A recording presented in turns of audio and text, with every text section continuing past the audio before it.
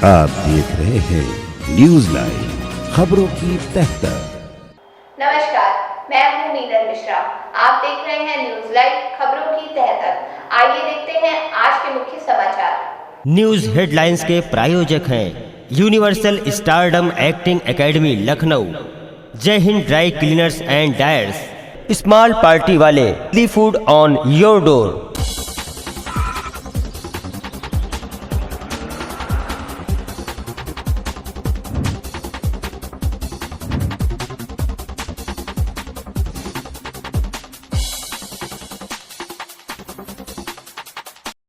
अभी पिछले दिनों महाराष्ट्र के पालघर में पुलिस के सामने जिस प्रकार दो साधुओं व एक ड्राइवर की जघन्य हत्या की गई, इसका जिम्मेदार कौन है? इस घटना से पूरे देश में आक्रोश है।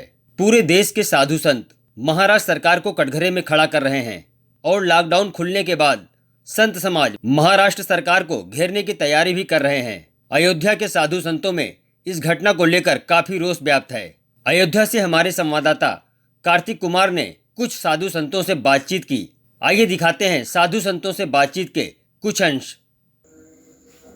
अभी महाराष्ट्र के पालघर में जो भी घटना हुई, ये बेहद ही शर्मनाक है, निंदनीय है और इसकी जितनी भी भर्त्सना किया जाए वो कम है। हमारे अयोध्या में भी संत समुदाय बहुत आक्रोशित है। अभी हम लोग कोरोना की वजह से लॉकडाउन में फंसे हैं, सोशल डिस्टेंसिंग का भी पालन कर रहे हैं। आप देख सकते हैं हमारे साथ पूज्य पत्थर मंदिर के सीताराम भवन के महाराज जी स्वामी हरिनारायण दास जी महाराज हैं, हमारे छावनी के पुजारी जी हैं। सब संत सोशल डिस्टेंसिंग का पालन करते हुए, सरकार के नियमों का पालन करते हुए अपने आश्रमों में हैं और पूरा देश आक्रोशित है। लेकिन सबसे बड़ी बात यह है कि इस घटना की जो लीपापोती की जा रही है वह उचित नहीं है। इसकी लीपापोती नहीं होनी चाहिए। जो यह कहा जा रहा है कि चोर मारकर ऐसा हमला हो गया, 9:30 बजे जंगल विभाग की पुलिस पकड़ी और उन्होंने वहाँ के स्थानीय पुलिस को सुपुर्द किया और 12 बजे के आसपास उन लोगों की हत्या हो जा रही पीट कर। इतने लंबे समय में महाराष्ट्र जैसे प्रदेश के अंदर और पुलिस इतनी निष्क्रिय कैसे हो गई, इसलिए ठीक नहीं है। इसके पीछे के कारण को तलाशना पड़ेगा। जब आप लोगों ने वीडियो देखा होगा तो उसमें देखा होगा एजाज छेड़े दाओ, ये आवाज़ कहाँ की लग रही है? क्या वहाँ बहुत बड़े संख्या में बांग्लादेशी हैं? क्या रोहिंग्या मुसलमान वहाँ पर हैं? और वो जो क्षेत्र है वह नाला सोपारा से बहुत दूर भी नहीं है, बंबई से बहुत दूर भी नहीं है। इस अयोध्या से जितनी लखनऊ की दूरी है लगभग इतनी ही दूरी पर है। तो क्या 100 किलोमीटर के अंदर भी सरकार का इतना प्रभुत्व नहीं है? और अगर नहीं है तो सरकार उस पर सक्रिय क्यों नहीं हो रही है? दूसरी बात कि वहाँ ईसाई मिशनरी बहुत काम करते हैं। आप लोग को ध्यान होगा कि उड़ीसा में लक्ष्मणानंद सरस्वती जी जो ईसाई एक जाति से आते थे, साधुओं की कोई जाति नहीं होती है लेकिन उनका पूर्वाश्रम, और वो जो ईसाइयों वो आदिवासियों को जो ईसाई नहीं बनने दे रहे थे, बहुत लोग पीड़ित थे, मिशनरी वाले मिलकर उनकी हत्या करा दिए। यहाँ भी लगता है ऐसा लगा कि साधु लोग यहाँ कोई सेवा कार्य करने ना आ गए हों या उनको कोई ऐसा एक शिकार हाथ में लग गया और उन लोगों ने ऐसा किया। और सबसे आश्चर्य की बात है कि जो छाती कूटने वाले लोग हैं बुद्धिजीवी, वो इस घटना पर कुछ भी नहीं बोल रहे हैं। पूरा देश मौन है। आखिर इतना सन्नाटा क्यों है? अन्य पार्टी के लोग, अन्य राजनीतिक दल कुछ भी नहीं बोल रहे हैं, क्या मतलब है? तो मैं भारत सरकार एवं महाराष्ट्र सरकार और इस देश के उच्च जांच एजेंसियों से यह मांग करता हूं कि उच्च स्तरीय जांच हो, जांच कर इसका निराकरण निकाला जाए। और वहां जो ईसाई मिशनरी सक्रिय हैं, जो आदिवासियों को ईसाई में कन्वर्ट कर रहे हैं, वहाँ पर जो वामपंथी विचारधारा के लोग हैं, वहाँ सीपीएम सीपीआई के लोग जो सक्रिय हैं, इन पर सब पर नजर रखा जाए। और आप देखें अभी जिन लोगों को अरेस्ट किया है सरकार ने, इसके लिए मैं बधाई दे रहा हूँ। लेकिन जिनको अरेस्ट किया है उनको पैरोल पर छुड़ाने के लिए, उनके जमानत के लिए जिसने डाला है जमानत के लिए, वह बहुत बड़ा वहाँ ईसाई प्रचारक है। तो कहीं ना कहीं से ये सूत्र जुड़ता है। इसलिए इन सब बातों पर ध्यान देते हुए देश के साधु हिंसा का जवाब प्रतिहिंसा में न दें, इसके लिए आवश्यक है कि इसकी जल्दी से जल्दी निराकरण करके दूध का दूध और पानी का पानी होना चाहिए। और जो पुलिस वालों के सामने यह काम हुआ है उन पर भी हत्या की ही मुकदमा दर्ज करके और उन पर कार्रवाई होनी चाहिए। किसी के संग कोई रियायत नहीं होना चाहिए, क्योंकि न्याय के लिए अपने बंधु को भी दंड देना धर्म है। न्यायार्थ अपने बंधु को भी दंड देना धर्म है, वह चाहे कोई भी हो। न्याय की यही मांग है कि कड़ी से कड़ी अगर सजा नहीं दी जाएगी, सही न्याय नहीं होगा, तो जनता में इसका गलत मैसेज जाएगा, गलत संदेश जाएगा। और आज यहाँ पर हुआ है, देश के अन्य कोने में, अन्य जगह पर भी इस प्रकार की घटनाएं हो सकती हैं। इसलिए इसकी पुनरावृत्ति न हो, इसलिए आवश्यक है कि इस पर कठोर से कठोर कार्रवाई हो। और कहां से किसकी सूत्र जुड़ रही है, ये सब ओपन होना चाहिए। जय श्री राम, भारत माता की जय।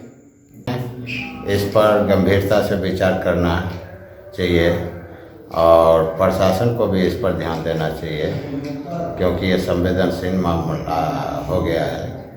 और आगे इस पर प्रतिक्रिया हो अच्छी बात नहीं, निराकरण हो जाए अच्छी बात। इसको न्याय किया जाए। और हम सब अयोध्या है, बहुत साधु लोग इसके लिए शोक में हैं, लॉकडाउन के चक्कर नहीं कुछ कर रहे हैं और सब इस पर न्याय की। तो क्या महाराज जी, जब ये लॉकडाउन खत्म हो जाएगा तो इसके बाद आप लोगों की क्या प्रक्रिया रहेगी? हम लोगों को प्रक्रिया जारी रहेगा, वहाँ तक हम सब महाराष्ट्र तक कोशिश करेंगे कि एकदम लगे रहे। मतलब 3 तारीख के बाद जब ये लॉकडाउन खुलेगा तो आप सभी अयोध्या के संतों को साथ में लेकर महाराष्ट्र के लिए खोज करेंगे, साथ रहेंगे जी। और नहीं तो सरकार उससे पहले इस पर कोई अति कर ले तो अयोध्या वासी अपने दोषियों को जल्द से जल्द कड़ी से कड़ी सजा मिले और नहीं तो आप भाग ले, दूध का दूध, पानी का पानी निकालना चाहिए। जी जय सीताराम। अगर सीआईडी जांच की बात होती है तो स्टेट गवर्नमेंट के अंदर सीआईडी आती है। और दो संतों की मृत्यु, और वो भी एक 72 साल का हो, दुनिया भर की बातें सामने लाई जा रही हैं कि ये हुआ वो हुआ, चोर समझ करके मारा गया। तो कम से कम उनको इस शर्मनाक घटना को निंदा करनी चाहिए। और साथ साथ अभी एक कोई और मीडिया कर्मी दिखला रहा था कि उसमें कोई हिंदू का नाम मुसलमान का नाम नहीं है, 101 के बीच में। उनसे ये मैं जानना चाहता हूँ कि जब रिकॉर्डिंग साफ साफ बतला रही कि शोएब छोड़, तो ये शोएब हिंदू है कि मुसलमान है? ये सारी दुनिया बेवकूफ़ बना करके रखी है ये सब मीडिया वाले, इस प्रकार की उल्टी सीधी बातें करते हैं। अगर निष्पक्ष जांच कराना है तो उनको सीआईडी नहीं सीबीआई जांच होनी चाहिए। और इसका परिणाम बहुत बुरा होगा महाराष्ट्र सरकार की। इतना बुरा होगा कि उद्धव ठाकरे शायद जीवन भर याद रखेंगे कि बहुत बड़ी गलती हमने की है, और नहीं सुधरे और नहीं कुछ इसी प्रकार की प्रक्रिया हुई तो इसका परिणाम बहुत भयानक होगा, जो कि ऐतिहासिक घटना घटेगी और जिसके मुख्य रूप से कारण बनेंगे उद्धव ठाकरे, एनसीपी और कांग्रेस बनेगी। कांग्रेस जा रही है और 100% जाने की तैयारी कर रही है। 24 तक खत्म हो जाएगी, उसका कोई वैल्यू, कोई मायने नहीं रहेगा। पालघर महाराष्ट्र में जो 2 साधुओं की निर्मम हत्या हुई है उस पर हमारा संत समाज पूर्णतः आक्रोशित है। और मैं बीजेपी युवा मोर्चा का कार्यकर्ता भी खुले मंच से ऐलान करना चाहता हूँ कि अगर इस पर सही तरीके से जांच न की गई और उचित कार्रवाई करते हुए जो भी दोषी हैं उन्हें सजा न दी गई तो लॉकडाउन के उपरांत हम लोग पूर्णतया सभी लोग महाराष्ट्र के लिए कूच करेंगे और वहाँ पर जिस भी तरह से होगा हम सरकार से निपट लेंगे। हमारा पूरा साधु समाज इसके लिए उत्प्रेरित है और लॉकडाउन के उपरांत हम लोग महाराष्ट्र के लिए कूच करेंगे। हमें आशा है कि इस पर उचित कार्रवाई सरकार द्वारा की जाएगी।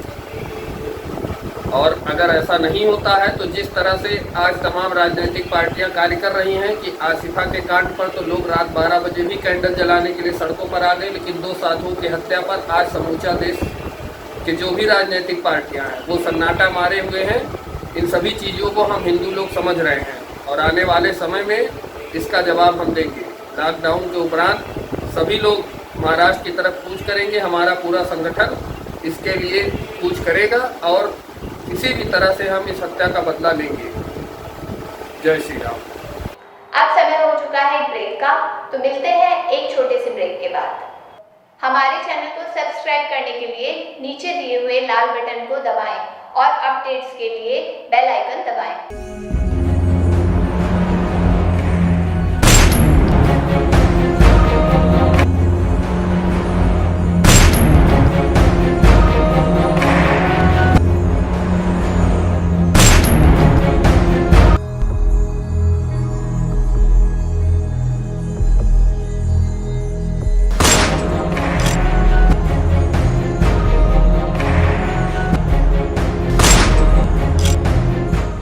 नमस्कार, मैं हूं अनूप सोनी। अगर आपके अंदर छुपा है एक बेहतरीन एक्टर, अगर आपके अंदर है एक्टिंग का शानदार हुनर, तो यूनिवर्सल स्टारडम एक्टिंग एकेडमी आपके लिए लेकर आए हैं एक एक्टिंग टैलेंट हंट, जिसमें वो आपको मौका देंगे उनके साथ काम करने का, और वो भी मुंबई में। तो जल्दी से अपने ऑडिशन रजिस्टर करें इस पते पर। इस कार्यक्रम के प्रायोजक हैं के कॉमर्स क्लासेस, लखनऊ ज्वेलर्स, विकल्प property, Vasudev enterprises, Shri Balaji homeopathic clinic. आप देख रहे हैं न्यूज लाइव, खबरों की तह तक।